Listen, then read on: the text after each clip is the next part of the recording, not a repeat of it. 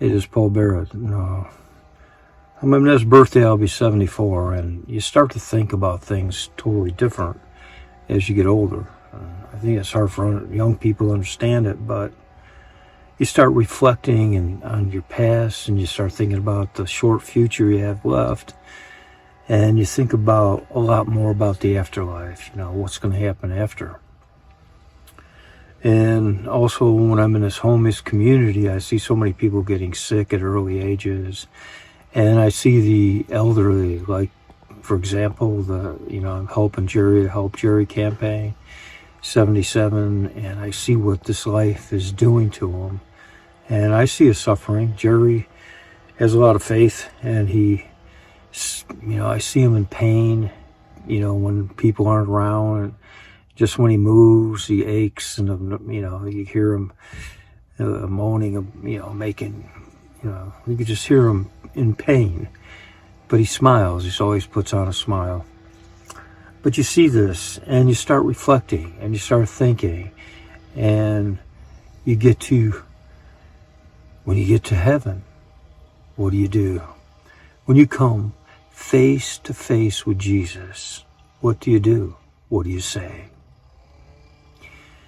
Well, I'd like to say that when I look in his eyes and I see him, and I'd like to say, I fought the good fight. I finished the race, and I kept the faith.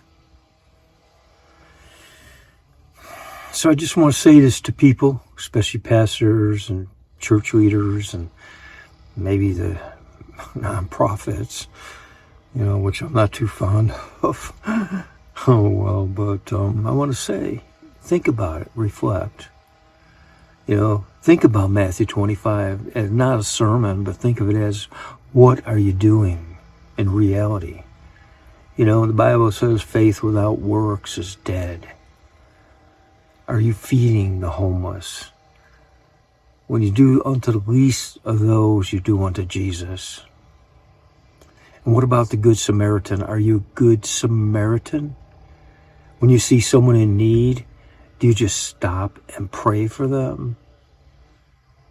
That's not what Jesus said. That's not why he gave the example, the parable. He gave that parable so that you realize that just praying alone, praying is faith, but faith without works is dead.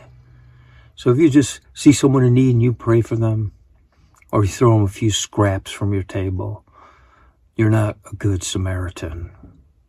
You're not keeping the faith. You're not fighting the good fight.